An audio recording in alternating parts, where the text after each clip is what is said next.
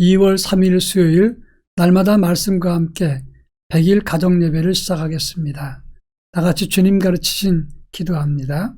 하늘에 계신 우리 아버지, 아버지의 이름을 거룩하게 하시며 아버지의 나라가 오게 하시며 아버지의 뜻이 하늘에서와 같이 땅에서도 이루어지게 하소서.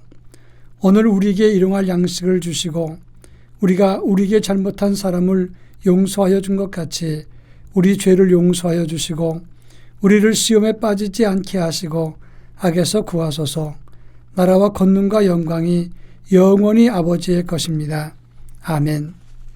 찬송가 488장 이 몸의 소망 무언가. 찬송가 488장을 부릅니다.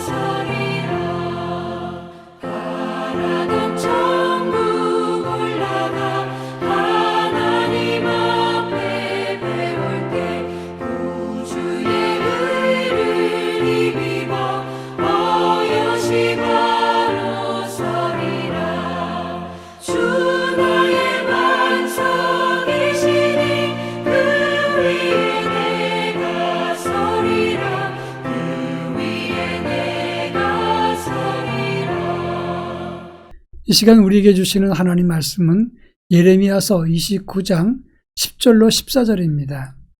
예레미야서 29장 10절로 14절 말씀을 한 절씩 읽겠습니다.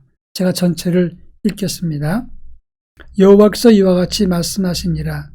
바벨론에서 70년이 차면 내가 너희를 돌보고 나의 선한 말을 너희에게 성취하여 너희를 이곳으로 돌아오게 하리라. 여호와의 말씀이니라. 너희를 향한 나의 생각을 내가 아나니 평안이요 재앙이 아니니라. 너희에게 미래와 희망을 주는 것이니라. 너희가 내게 부르짖으며 내게 와서 기도하면 내가 너희들의 기도를 들을 것이요 너희가 온 마음으로 나를 구하면 나를 찾을 것이요 나를 만나리라. 이것은 여호와의 말씀이니라. 나는 너희들을 만날 것이며 너희를 포로된 중에서 다시 돌아오게 하되 내가 쫓아 보내었던 나라들과 모든 곳에서 모아 사로잡혀 떠났던 그곳으로 돌아오게 하리라. 이것은 여호와의 말씀이니라. 아멘. 사춘기 때 청소년 남자아이들은 부모님께 야단을 맞거나 자기가 뭘 사달라고 했는데 거절을 당하면 서운하다 못해서 쉽게 생각하는 것이 백일몽이라고 합니다. 이 백일몽이라고 하는 것은 잠깐 동안 꿈을 꾸는 것인데 가끔씩 그렇게 화가 나면 내가 죽으면 우리 부모님들이 잘못했다고 나한테 통곡하겠지? 이런 못된 생각을 하거나 아니면 가출하는 꿈을 꿉니다. 그래서 부모님 속을 끓고 난 다음에 내가 금이 환영하면 부모님이 나한테 미안하다고 하겠지? 이렇게 생각하는 경우가 이 백일몽이라고 하는 것입니다. 이것은 엄밀한 의미에서 긍정적인 생각, 좋은 생각은 아닙니다. 근데 이런 생각을 하는 것이 이스라엘 백성들도 역시 마찬가지였다고 하는 겁니다. 하나님이 그들의 죄 때문에 하나님 없는 것처럼 살고 하나님 앞에 예배하는 것도 소홀히 하고 악을 행하고 많은 사람들을 학대하고 괴롭혔을 때 하나님은 그들을 징계하고 바벨론에 70년 동안 포로로 끌고 가겠다 이렇게 말씀을 했습니다.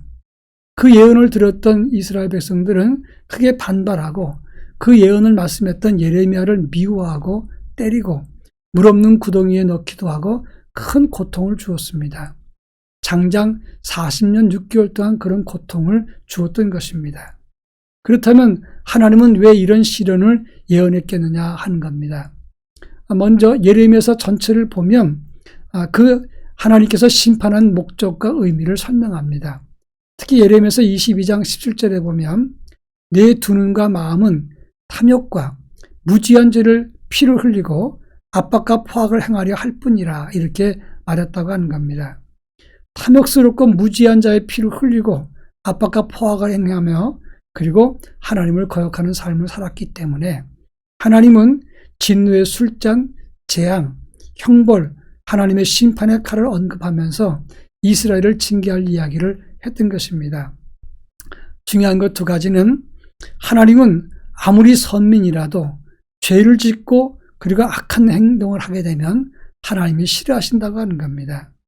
하나님 백성이었지만 그들은 가난하고 비천한 사람을 돌보지 아니하고 오히려 그들에게 억울한 고통을 당하게 하고 우상 숭배하고 그리고 악을 행했습니다. 그래서 하나님은 그런 징계를 내렸던 것입니다. 또 한 가지 의미는 이런 징계를 통해서 하나님은 이스라엘을 망하게 하려고 하는 것이 아니라 그들을 돌이켜 살게 하기 위함이었다고 하는 점입니다. 이것을 강조하기 위해서 오늘 본문의 말씀을 권면하고 있는 겁니다. 자, 그렇다면 하나님의 진정한 뜻은 어디 있습니까? 오늘 11절에 보면 너희를 향한 나의 생각을 내가 아나니 평안이요 재앙이 아니니라. 너희에게 미래와 희망을 주는 것이니라. 이렇게 말씀했습니다. 하나님의 생각은 재앙이 아니라 그랬는데 이 재앙이란 말은 레라라는 단어를 씁니다. 이 말은 징계하다, 해롭고 나쁘고 고통스럽다 이런 내용을 품고 있는 단어입니다. 하나님은 이스라엘을 징계하거나 해롭게 하려고 하는 것이 아닙니다. 오히려 미래와 희망을 주는 것이다 그랬는데 이 옛날 성경에 보면 장래의 희망으로 번역을 했습니다.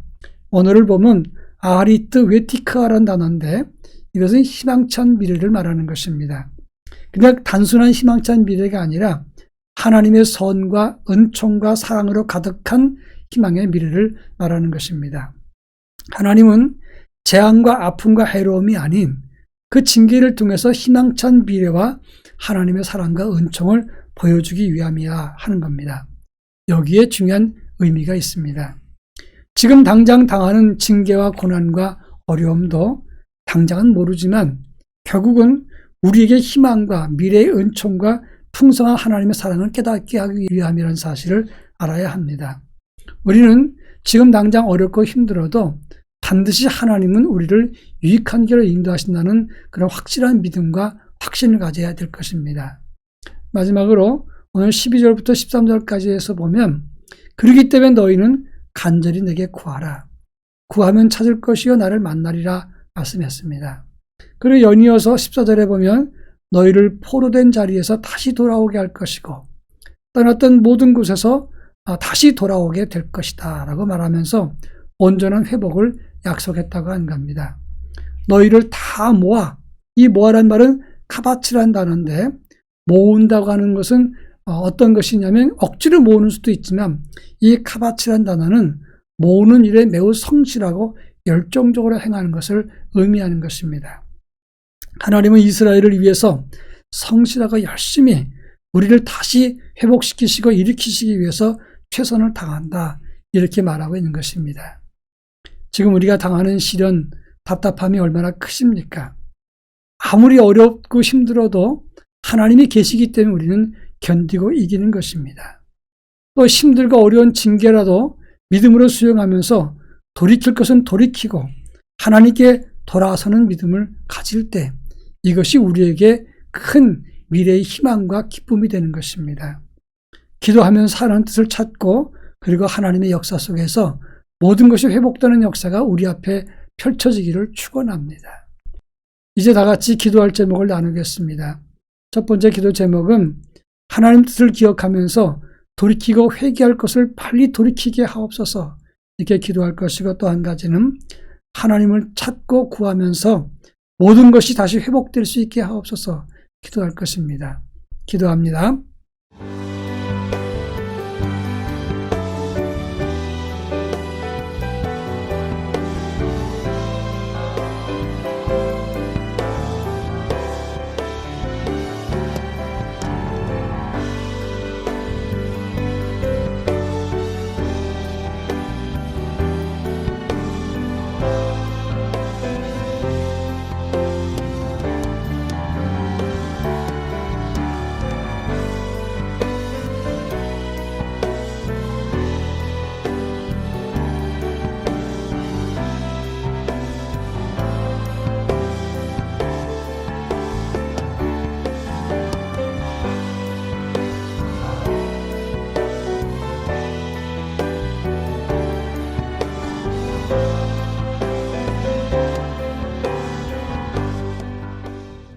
사랑 많으신 하나님 아버지, 하나님의 뜻을 살피면서 우리가 가지고 있었던 돌이키고 회개할 것들을 기억하고 주 앞에 돌이키며 회개할 수 있도록 은혜를 덧입혀 주옵소서. 비워내야 새로운 것으로 채울 수 있사오니 우리 안에 허물과 악한 것들을 끊어내고 하나님의 은혜를 사모하고 채울 수 있도록 은혜를 덧입혀 주옵소서. 주님만 바라고 소원하고 주님을 의지하는 중에 주께서 주시는 미래의 희망을 갖게 하시고 주님이 주시는 회복의 역사를 다 채울 수 있도록 인도해 주옵소서. 예수님의 이름으로 기도합니다. 아멘.